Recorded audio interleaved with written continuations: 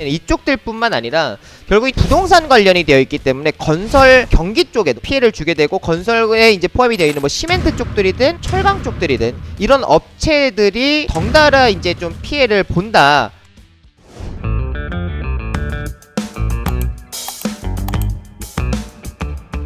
반갑습니다. 수익맨 주민남입니다. 저희 수익맨은 남들이 생각하지 못한 이슈를 누구보다 빠르게 알려드리고 있습니다. 영상을 시작하기 전에 좋아요와 구독 눌러주신 분들은 물려있던 종목들이 상한가에 가는 믿기 힘든 기적들이 일어나고 있습니다. 좋아요와 구독, 알람 설정까지 누르면서 오늘 영상 시작하겠습니다.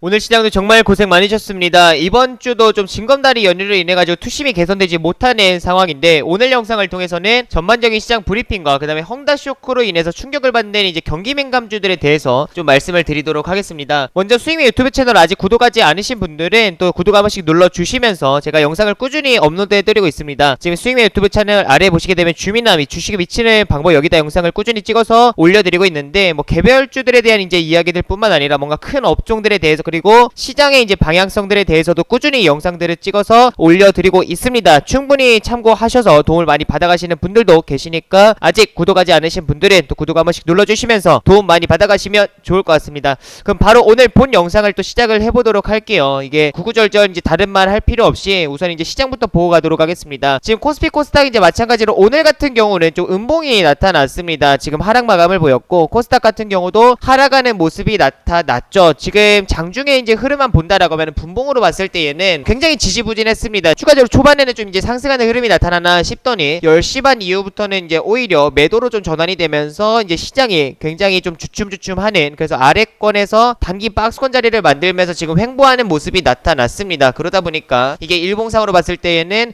음봉으로 마무리되는 굉장히 아쉬운 이제 모습이 나타났다라고 좀 보실 수 있겠는데, 지금 장중에 이제 수급만 본다라고 하더라도요, 결국에는 이제 개인 투자자분들의 이제 매수와 외국인들의 이제 장중 지속적인 매도가 나왔죠. 그리고 기관 쪽에서도 이제 매도가 지속적으로 나와주게 되면서 개인 투자자 분들만 이제 매수를 했다라고 생각을 해보실 수 있고, 이게 상승하는 종목과 하락하는 종목 수를 비교해 본다라고 하면 양시장 합쳤을 때 하락하는 종목 수가 약 2배 정도가 많았습니다. 그래서 현재의 이제 장중 내내 좀 지지부진한 장세가 이어졌다라고 좀 보실 수가 있을 것 같아요. 원달러 환율이 급등이 나타나는 것도 아님에도 불구하고 외국인들의 지속적인 매도가 나오고 있다라는 거는 충분히 우리가 굉장히 좀 아쉬운 부분이다라고 좀 보실 수가 있겠죠. 근데 외국인들은 현재 시점에서 지금 중국의 좀 헝다그룹의 단기 리스크에 좀 반응하고 있다라고 생각을 하시면 될 것 같아요. 이게 지금 장중에 코스피 지금 외국인들 매매 동향입니다. 동향을 보시게 되면은 지속적으로 이제 초반에 시장이 상승을 했었죠. 외국인들의 수급에 의해서 상승을 했습니다. 근데 상승을 하다가 중간에 결국 10시 30분 정도 이제 여기서부터 이제 시작을 해가지고 매도가 나오는, 이게 오늘 같은 경우는 어제자를 본다라고 하면은 오히려 뭐 상해종합지수, 중국 증시, 홍콩 증시 할 것 없이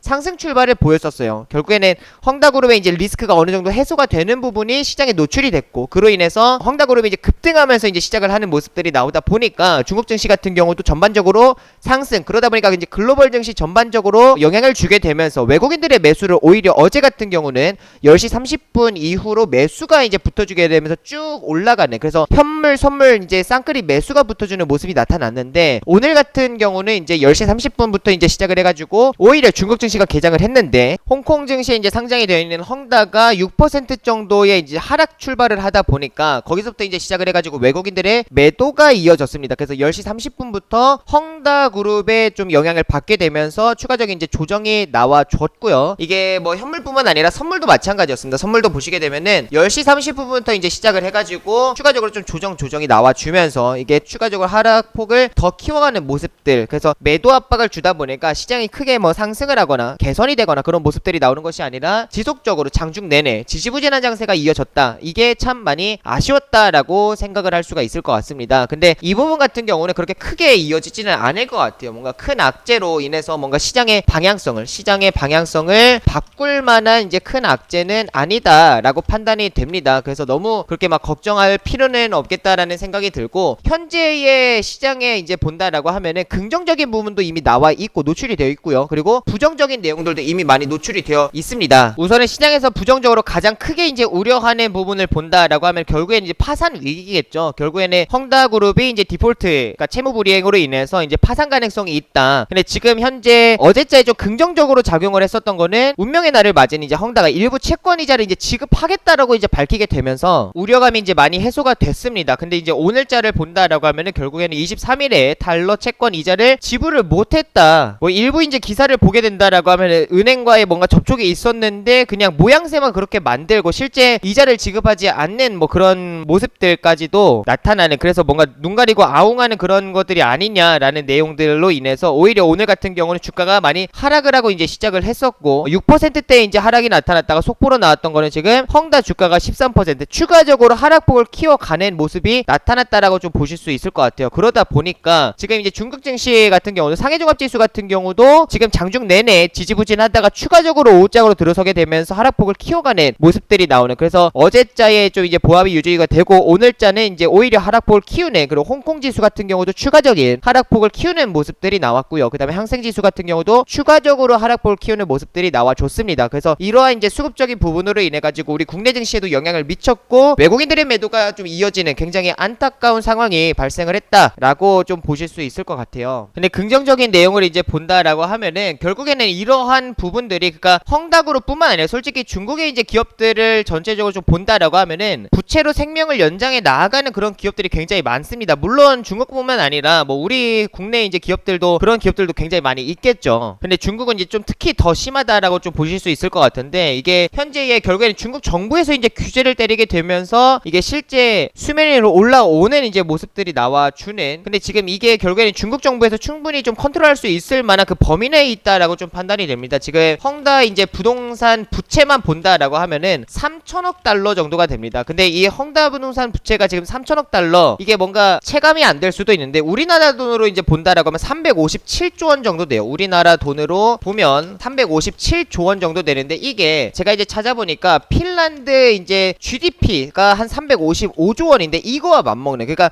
핀란드 한 나라와 맞먹는 GDP가 현재 이제 헝다 부동산의 부채다라는 거를 좀 확인하실 수가 있습니다. 그러니까 어마어마한 거죠. 이게 결코 적은 숫자가 아닙니다. 그러다 보니까 뭐 제2의 리먼 사태다, 이게 부동산 쪽과 좀 연관이 되어 있는 기업이다 보니까 이제 뭐 제2의 리먼 사태라는 이야기들까지 나와주게 되면서, 그리고 규모도 이제 거의 그때에 맞먹는 수준입니다. 그래가지고 굉장히 이 금액만 본다라고 하면 어마어마한 이제 금액인데 중국 정부에서는 이제 개입하지는 않을 것으로 보여져요. 이게 전체적으로 좀 피해를 헝다 부동산으로 인해서 좀 나비 효과인 거죠. 헝다 부동산으로 인해 가지고 피해를 이제 보는 사람들도 많습니다. 사람들도 당연히 많고, 왜냐면은 채권을 뭐 투자한 이제 사람들이든 부동산을 투자한 사람들이든 다 이제 좀 해당이 되고요. 그 다음에 이제 협력사들 같은 경우도 이제 보게 된다라고 하면 약 8,400개 정도의 이제 협력사들이 있습니다. 협력회사들까지도 당연히 연쇄적인 피해를 볼 수밖에 없겠죠. 헝다 부동산이 파산할 경우에는 협력회사들까지도 이제 같이 이제 덩달아서 이제 피해를 볼 수밖에 없는 상황인 건데, 약 8,440개 정도의 기업들이 피해를 보게 됩니다. 그리고 이뿐만이 아니라 이제 투자하는 회사들도 있겠죠. 그래서 뭐 은행 같은 경우는 말할 것도 없고, 은행들뿐만 아니라 뭐 제약사들 같은 경우도 있습니다. 그래서 이런 곳에도 투자하는 회사들 같은 경우도 당연히 이제 피해를 보는데, 결국에는 이제 중요한 거는 이쪽들뿐만 아니라 이게 부동산 관련이 되어 있기 때문에 건설 쪽에도 이제 피해를 주게 되고, 건설에 이제 포함이 되어 있는 뭐 시멘트 쪽들이든 철강 쪽들이든 이런 업체들이 덩달아 피해를 본다라고 좀 보실 수가 있을 것 같아요. 근데 중요한 부분이 중국 GDP 10% 이제 정도를 건설이 담당하고 있다라고 볼 수 있는데, 이게 그대로 이제 결국에는 파산을 한다 그러면 금융 리스크로도 번질 수 있기 때문에 리먼 사태 이야기들까지도 나와주고 있다라고 좀 보실 수가 있겠죠. 근데 이런 쪽들은 좀 단기적인 악재는 돼줄 수가 있을 것 같아요. 이게 헝다그룹의 대출 규모가 중국은행이 이제 갖고 있는 총 대출의 이제 0.3% 정도 이제 규모에 해당되기 때문에 이게 충분히 중국 정부에서 컨트롤 할 수 있는 이제 부분이다라고 좀 보시면 좋을 것 같습니다. 그래서 개별 악재로 인해서 좀 영향을 받는 이런 업체들 같은 경우는 좀 단기적인 악재이다라고 좀 보실 수가 있을 것 같고, 그리고 내년에 이제 베이징 올림픽이 열리는 거 뿐만 아니라 시진핑이 장기 집권을 하기 위해서 빅 이벤트들이 내년에 또 열리게 됩니다. 됩니다. 그래서 지금 이 리스크로 인해 가지고 장기 집권에 피해를 보지는 않겠죠. 왜냐면 중국 정부에서 규제를 때렸으니까. 이게 그리고 또 중요한 부분이 결국에는 헝다그룹뿐만 아니라 결국에 뭐 알리바바, 뭐 텐센트, 디디추싱, 만방그룹 뭐 이러한 등등등 다양한 이제 기업들이 지금은 규제에 함께 포함이 되어 있다라고 좀 보실 수 있을 것 같아요. 지금 이 기사를 이제 보시게 되면은 우선 이제 뭐 손정희 소프트뱅크 이제 회장이죠. 손정희 회장이 지금 중국 규제가 예측 불가능하기 때문에 당분간의 투자를 좀 보류해야 한다라는 이야기들까지도 나와주고 있습니다. 빅테크, 교육, 부동산, 게임 등에 이어서 지금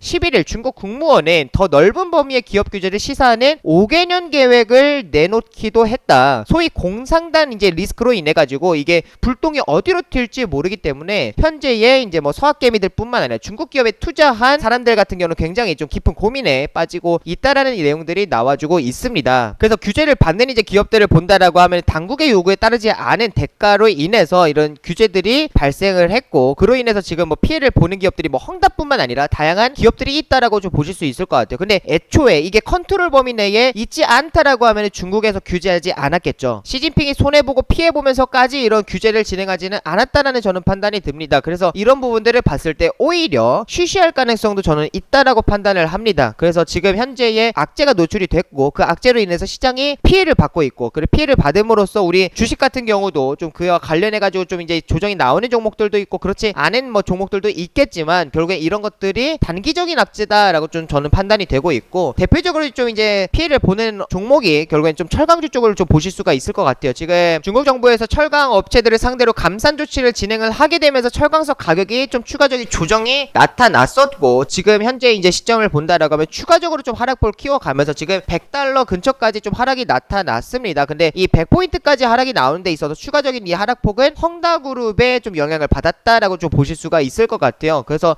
이 앞전에서의 이제 중국 감산 조치로 인한 하락과 그 다음에 중국에서의 좀 규제로 인한 피해 리스크로 인해서 조정이 나와주고 있는데 그래서 지금 고점 대비했을 때 약 반토막 이상이 지금 나 있는 상태입니다. 그래서 $100까지도 이탈을 하냐 마냐 뭐 그런 이야기들까지도 현재 시점에서는 노출이 되고 있는 상황이지만 큰 피해는 이제 없을 것으로 좀 판단이 됩니다. 우리가 이 기사를 좀 같이 보도록 할게요. 탄소 중립의 이제 역설, 철광석 급락, 석탄값은 오히려 최고치를 이어가고 있다. 지금 철광석을 녹일 때 쓰이는 원료탄이 이제 가격이 연초 대비 3배 가량이 치솟으면서 지금 13년 만에 역대 최고치를 경치를 했다라는 내용. 그래서 중국의 감산의 철광석 가격은 2개월 만에 이제 반토막이 났지만 반면에 이 원료탄 같은 경우는 이제 추가적으로 상승이 나와주게 되면서 디커플링 현상이 발생을 하고 있다라고 지금 기사들이 나와주고 있습니다. 지금 철강업계는 원료 가격 급변동이 이제 실적에 미치는 영향이 일단 이제 중립적으로 보는 이제 분위기이다. 하지만 불확실성은 점차 커지고 있다. 원가의 이제 가장 큰 부분을 차지하는 원료탄 가격 급등이 철강석 가격 하락을 이제 상쇄하면서 제품 가격의 하락폭을 줄여줄 수 있다라는 점에서는 긍정적. 그러니까 제품 가격이 이제 지금 현재 시점에서는 뭔가 수요가 받쳐주고 있는 상황이다 보니까 원재료의 이제 가격은 좀 많이 저렴해져 있는 상태인데 제품 가격을 추가적으로 인하시킬 만한 명분이 없죠. 지금 수요가 그만큼 받쳐져 있는 상황이니까. 그래서 지금 현재에서는 이런 쪽에서는 좀 이제 긍정적으로 볼 수가 있겠지만 현재 원료 가격 자체가 좀 이제 롤러코스터의 변동성이 나와주고 있다 보니까 이 부분이 좀 이제 안정적이지 못하 보니까 이런 불확실성들도 뭐 존재한다 그런 내용들로 보실 수가 있을 것 같아요. 근데 지금 이러한 부분들이 이제 반영을 받아가고 있고 헝다 관련해서도 지금의 이제 어느 정도의 반영들이 진행이 되고 있는 상황이다 보니까 뭔가 현재의 주가 추세에 있어서 방향성을 크게 달라지지는 않을 것이다 라고 좀 판단이 되고 있고요. 포스코랑 이제 뭐 이런 현대제철과 같은 이런 대표적인 종목들을 이제 보시게 되더라도 다 마찬가지입니다. 지금 어제 같은 경우뿐만 아니라 오늘 같은 경우도 이제 보시게 되면은 어제자는 이제 미증시 쪽에서도 이제 경기민감주들 중심으로 좀 조정이 굉장히 강하게 나와줬었죠. 근데 오늘 같은 경우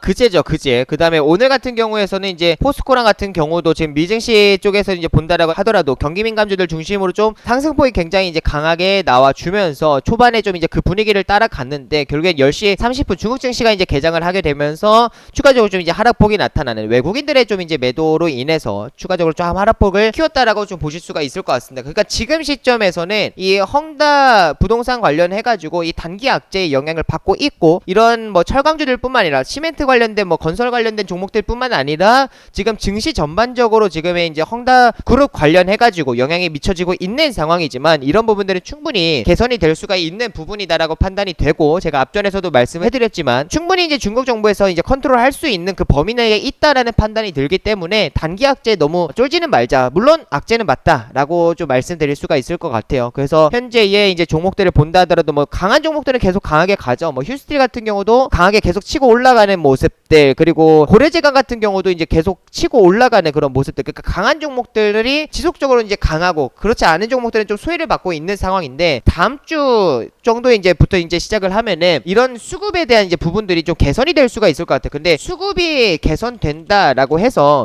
뭔가 극적인 개선 이런 것들을 좀 생각하시고 원하시는 분들도 계신데, 저도 물론 그런 거를 원합니다. 하지만 지금 상황에서는 그렇게 개선이 되기는 굉장히 어려워요. 수급이 개선이 된다 하더라도 외국인들의 이제 매도는 지속적으로 이어질 겁니다. 이어지는데 결국엔 개인들의 투심이 많이 좀 회복될 수가 있겠죠. 개선이 될 수가 있습니다. 그래서 이렇게 된다라고 하면은 뭔가 매도가 이제 매도를 부르는, 그러니까 이게 투매와 같은 말인 거죠. 그래서 투매 현상이 나타나는, 그리고 뭔가 상승하는 종목 한 종목에만 수급이 좀 쏠리는 이런 이제 경우들은 어느 정도 좀 해소가 될 수 있는 부분이다라고 좀 말씀드릴 수가 있을 것 같습니다. 그래서 지금 현재에 있어서 투심이 개선이 된다 하더라도 뭐 10월장은 저는 지금 똑같습니다. 똑같을 것 같아요. 그래서 계속 횡보하는 장세가 이어질 것 같고, 그 이후에나 뭐 연말로 이제 좀 가까워지면서 이제 뭐 11월, 12월 정도, 그리고 특히나 11월에 FOMC 이제 정례 회의를 통해서 여기서 이제 뭐 테이퍼링을 공식화하고 나서 12월부터 진행을 할지, 아니면은 뭐 10월 FOMC 회의에서 이제 공식화를 하고 나서 11월에 진행을 할지, 결국에는 이제 연내에 테이퍼링을 진행을 한다라고 했으니까 이런 이제 부분들까지도 좀 확인을 하고, 그 다음에 이제 내년 하반기 정도면 테이퍼링을 끝내겠다, 자산 매입 축소하는 거를 이제 종료시키고 나서 이제 금리 인상 이야기들이 나오겠죠. 그래서